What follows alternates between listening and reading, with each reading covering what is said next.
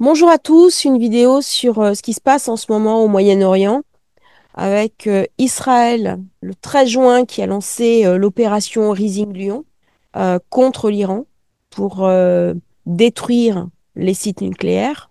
J'avais parlé dans d'autres vidéos de l'importance du nucléaire 2025-2026.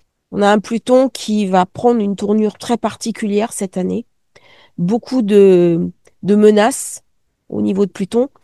Alors, je suis toujours un peu embêtée entre le réalisme, la nécessité de décrypter les planètes et le refus de créer une angoisse qui est légitime. Donc, quand on aborde certaines thématiques, ça peut sembler particulièrement terrifiant, notamment tout ce qui est atomes et bombes nucléaires. Mais les faits sont là, ils ont la vie dure, et nous sommes invités à regarder ce qui se passe au niveau astrologique, au niveau des planètes. Alors, l'attaque a eu lieu vendredi, 3 heures du matin, au moment où nous avions ce carré Saturne, Jupiter, mais en plus avec Neptune. Neptune représente l'idéologie, la religion et le régime des mollahs. Quelque chose de très dur là qui se passe, une configuration terrible. Neptune, 2 degrés, Saturne, 1 degré. Alors, ce qui est très intéressant, c'est que j'ai Vénus sur l'ascendant en taureau, 7 degrés. Alors, c'est vrai qu'on associe normalement Vénus à quelque chose de paisible, à quelque chose de doux, à quelque chose de tendre, de romantique. C'est la beauté, c'est le luxe, c'est le plaisir, c'est la menthe. Mais il y a aussi un côté Vénus qui arme le guerrier. Elle représente aussi les pays du Moyen-Orient. Et dans ces configurations-là, on va garder cette idée de Vénus en taureau. Je vais vous expliquer pourquoi en fonction des cartes.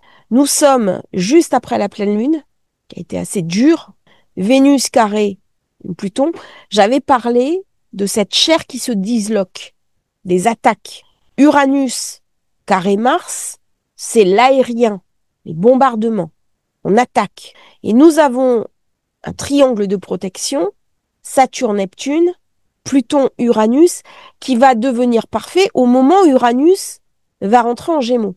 Pour l'instant, le triangle n'est pas encore dans sa totale protection. Il va falloir attendre le mois prochain. C'est un conflit qui, à mon avis, risque de durer quelque temps. Voilà les configurations en présence. Alors, la Lune en Capricorne, j'avais fait la vidéo de la semaine avec une voix très cassée, très émaillée, très éraillée, pardon. Et je sentais vraiment des événements entre la semaine dernière et cette semaine, très marquants, qui auraient des conséquences sur le destin, sur l'avenir. Là, si on regarde la Lune, elle est en Capricorne, ça vient me parler des états. Elle s'apprête à se rapprocher de Pluton, qu'elle va venir charger. Elle fait un T carré avec Saturne-Neptune, une opposition à Mercure, et elle vient renforcer, bien sûr, ce T carré qui se renforce avec le carré Jupiter. Donc c'était une journée particulière, une journée intense. C'est des journées très dures, qui sont marquantes pour l'avenir. Alors on va regarder un petit peu, pour ceux qui ont fait de l'astrologie médiévale avec moi, ceux qui sont inscrits à la formation, vous savez que les anciens avaient quand même des manières d'analyser le monde un petit peu différentes de nous. Et c'était assez pertinent, puisque le but de l'astrologie, c'était d'analyser les grands mouvements planétaires reportés aux événements du pays, la guerre. C'est une astrologie qui est guerrière, savoir qui va gagner, qui a le plus de force, qui a le plus de puissance. Et donc, c'est une astrologie qui insiste sur un cycle en particulier, qui est le cycle Saturne-Jupiter. Et là, on est sur le premier carré croissant. Nous sommes après la conjonction. Alors, on va revenir un petit peu en arrière pour essayer de comprendre ce qui se passe maintenant avec une carte antérieure. Là, je suis sur la carte de la conjonction Jupiter-Saturne. Regardez la date, 21 décembre 2020. On est en plein dans le Covid, en plein dans les années Covid. J'ai un carré à Mars. Le carré à Mars se fait alors que Mars est dans le Bélier. Aujourd'hui, Saturne se trouve avec Neptune dans le Bélier. Ici, au mi-point de la carte de l'époque entre la Lune, la population, la foule, l'idéologie, la religion, Chiron, la douleur, la souffrance. Saturne se trouve ici. Pourquoi Neptune rajoute quelque chose? Neptune, c'est l'idéologie. C'est l'espérance aussi, hein. Il y a une peur que cette bombe nucléaire que l'Iran est en train d'acquérir puisse être utilisée contre l'État d'Israël, mais après contre le monde. Je vais faire une parenthèse. Dans cette vidéo, le but est de rester neutre. On ne va pas parler de politique. Mes opinions, ce que je pense ne vous intéresse pas, et c'est pas l'endroit de les exposer. Par contre, ce qui est intéressant de voir, c'est au niveau astrologique. Quelles sont les forces en présence? C'est uniquement le but de cette vidéo. Pas d'exprimer une opinion, une compassion. Non. Neutre. Purement factuel. Si on regarde bien, regardez Uranus, lune noire, on avait quelque chose qui était marqué, hein. Ça, c'est tous les conflits qui allaient se dérouler. Dernier passage Uranus-Taureau, c'était la Seconde Guerre mondiale. Quinconce, Vénus. On voit bien qu'il y a quelque chose qui allait se déclencher au Moyen-Orient. Vénus étant les pays musulmans. Et Vénus étant aussi l'étoile de David. La conjonction Jupiter-Saturne s'est faite à 0 degré du Verseau. Elle a donc chargé le 0 degré sur lequel se trouve Saturne. Chaque fois que Saturne va passer sur un 0 degré, il va activer ce moment particulier. En ce moment, nous avons Saturne 0 degré Bélier, Jupiter 0 degré Cancer. Donc le degré a bien été chargé. C'est pas 40, hein. Jupiter d'un côté, 0 degré de l'autre. Ça s'est fait après le passage de Pluton. Pluton qui représente, bien sûr, le plutonium. J'ai besoin de 2 forces. Plutonium, uranium. Carré. Alors c'est un faux carré. Pourquoi? Parce que Pluton est en Capri. Donc le carré n'est pas applicable. Par contre, regardez comment Mars est belliqueux. Donc on pouvait s'attendre à un embrasement du monde une fois que le Covid était éteint. On est sur un changement de paradigme, changement profond. Alors on va regarder maintenant les cartes Israël-Iran. Alors ça, c'est une carte un petit peu différente d'Israël. Il y a des auteurs, des astrologues spécialisés en mondial qui l'utilisent. Et l'un des jobs de l'astrologue, c'est de chasser les cartes. C'est pas évident. Parce que vous avez les cartes qui sont sur Internet, vous avez des cartes dans des livres, des références. Mais parfois, il y a d'autres cartes qui existent. Et on est très content quand on en trouve une, parce que ça va venir éclairer sous un jour différent la théorie officielle. Et donc, on va beaucoup plus loin dans l'analyse. Alors, ça fait un certain nombre d'années que je chasse comme ça les cartes, et j'ai une collection personnelle qui me permet, qui me donne des indications un petit peu différentes. Donc, cette carte, c'est le 20 mars 48. Alors, cette date, c'est l'attaque d'Adasha, qui allait préfigurer les conflits postérieurs entre Israéliens et Palestiniens. Ça allait aussi préfigurer la création de l'État d'Israël. Et nous avons, dans cette carte, très marquant, Vénus, Taureau, au nœud nord, qui reçoit un très mauvais carré, donc c'est une Vénus qui est très belliqueuse, Pluton, Mars, Saturne. Et donc, les deux maléfiques sont ensemble en zone 5. La Lune est en Cancer. Là, c'est le clan, l'importance de la famille, notamment la famille juive, très importante. L'importance de la population, avec l'alaya, les populations étrangères qui viennent en Israël. Et là, le Sagittaire en 9, c'est les études du Talmud, la Kabbale, la Guématria, toutes les traditions du savoir. Par contre, on voit bien comment les services secrets sont déterminants, avec le Soleil en 12. L'un des enjeux d'Israël, bien entendu, avec ce quinconce Neptune, dans l'idéal, c'est d'arriver à créer la paix. Ça, c'est un autre débat. En prenant cette carte, on voit bien comment l'ascendant Bélier marqué. Quand on a eu la conjonction Saturne-Jupiter, elle se faisait ici en Verseau, donc dans la zone 10, la zone du rayonnement. Et donc, il y a quelque chose qui allait baisser. Un problème de communication sur Uranus en 3. Avec des amis, ça, c'est les États-Unis d'Amérique. Et Mars était en Bélier. Donc, vous comprenez bien en regardant cette carte pourquoi Israël, du moment où le nœud nord est passé en Bélier, en astrologie hindoue, le nœud nord est maléfique. Il amène du désastre, comme le nœud sud d'ailleurs. Alors, en personnel, c'est différent. En personnel, c'est une voie d'évolution. Enfin, dans un pays, la voie d'évolution, c'est pas comme une personne individuelle. Donc, ça amène des ombres, ça amène de la douleur, de la souffrance. Et là, moi, j'ai quoi? J'ai Chiron en ce moment, faire un peu du nettoyage parce qu'alors, c'est le bazar. Donc, je regarde cette carte-là, après, on passe à la carte de l'Iran. Voilà. Donc là, regardez. Soleil bélier. On voit bien l'état militarisé. Saturne-Neptune. On voit bien la militarisation de l'état. Regardez ce qui se passe. Saturne-Neptune.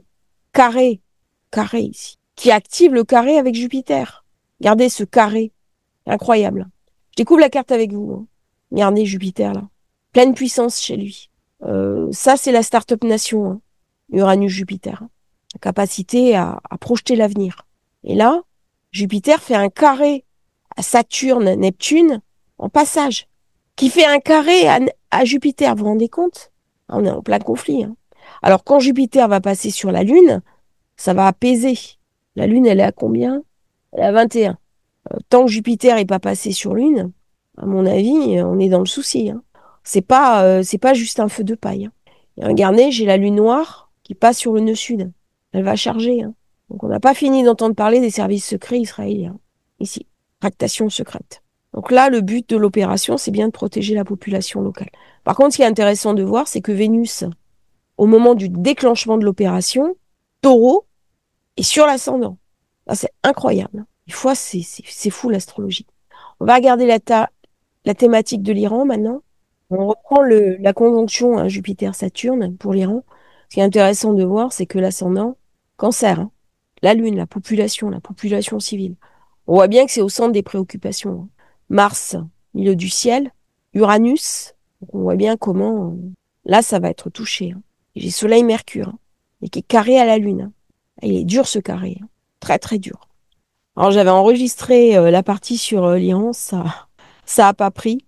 Là, c'est le moment où l'ayatollah Khomeini rentre d'exil, il proclame la République islamique le soir à la télé. Donc c'est la carte que moi j'utilise. Si on regarde bien, là c'est incroyable. Regardez, nœud sud, nœud nord. Voilà. Saturne. Saturne qui est considéré comme une planète maléfique en mondial. Nœud nord sur nœud sud. Pour moi, c'est pas un conflit qui va durer 5 minutes. Hein. On est parti sur un conflit lourd. Ce qui va être intéressant de voir, c'est quand la lune noire va passer sur Uranus, septembre. Alors le mois de juin, on savait que ça allait être un mois clé. Le mois de septembre sera aussi un mois clé. Hein. Vénus. Vénus qui est passée sur Chiron. Regardez. Ah, c'est super intéressant. J'ai Chiron ici qui représente la douleur, avec Vénus d'un côté, Chiron de l'autre. Pour moi, là, le régime, il va quand même être déstabilisé. Hein. Peut-être pas tout de suite, mais il y a quelque chose qui se prépare. Regardez Pluton. Regardez à Mars. Hein. Quand Pluton va passer sur Mars, là, déstabilisation du régime. Et après, j'ai Mercure-Soleil. Hein. Ça m'étonnerait beaucoup que dans 20 ans, c'est-à-dire au bout du passage Pluton-Uranus, la situation soit exactement la même. Hein. Là, il y a des transformations clés qui arrivent. Et on a bien Pluton à l'ascendant. Ici. Pluton ascendant, le nucléaire. Uranus en force en zone 2, la nucléarisation du pays. Par contre, on est ascendant balance. Ça remet l'accent sur Vénus. Hein. Vénus qui représente les pays du Moyen-Orient. Alors, c'est intéressant de voir cette carte. Comment nœud nord, nœud sud peuvent amener de la destruction, peuvent amener du conflit. Ce qui n'est pas le cas en personnel. Hein. En personnel, c'est un facteur d'évolution. En mondial, c'est considéré comme négatif. Et là, c'est ce que j'avais dit. Hein. Alors, je ne sais plus dans quelle vidéo, je crois que c'est la vidéo de l'année, où je parlais, ou alors la vidéo sur les nœuds, je parlais du renforcement des guerres de religion, des guerres idéologiques, du religieux. Et on voit bien ce qui se passe en ce moment. Hein. On est en plein dans les idéologues, les idéologies. Ça va se calmer quand le nœud nord passera en verso. Mais là, il y a de la douleur. Hein. Regardez ici avec Chiron. On est en mi-point. Alors, il est possible qu'un accord soit signé hein, quand Jupiter passera sur Jupiter. Ils vont tenter de sauver le régime. Mais je crains vraiment une contestation intérieure. Une déstabilisation intérieure par la lune noire ici. Il y a quelque chose qui monte. C'est peut-être trop tôt. Mais il y a quelque chose qui monte. Alors, la question va être posée aussi. Ça, j'en avais parlé dans la vidéo 2024, où j'avais parlé des événements qui arrivaient au Moyen-Orient. Et notamment les risques sur Hormuz. On en parle maintenant. J'avais un peu trop anticipé ça. C'est pour ça que je me suis mis aussi à l'astrologie médiévale, parce que des fois, j'anticipe beaucoup trop les événements. Mais j'avais parlé des risques sur Hormuz en 2024. Et là, la question va vraiment se poser dans les temps qui viennent. Sauf que si l'Iran ferme Hormuz, comment ils vont assurer leur subsistance?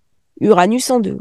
Alors, c'est un régime qui est prêt à fermer les vannes, quitte à sacrifier sa population, hein. Là, on est en plein dans l'idéologie, hein. Par contre, si on regarde bien, le nœud sud est en poisson, l'idéologie religieuse, mais il y a quelque chose à guérir. Guérir l'État. Guérir. Soigner. L'État, là, on a affaire à un État purement religieux, mais il est invité lui-même à se guérir, à se soigner.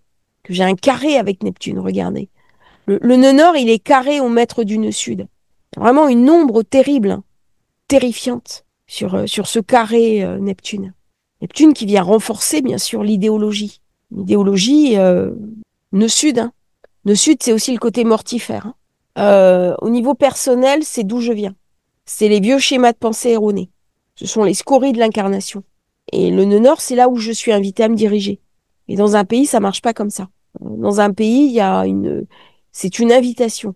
En sachant que nœud nord et nœud sud sont négatifs, hein. Donc quand ils sont activés, autant dire que le pays se retrouve en situation de faiblesse. Donc là, si on regarde bien les deux cartes, l'Iran est plus en situation de faiblesse qu'Israël.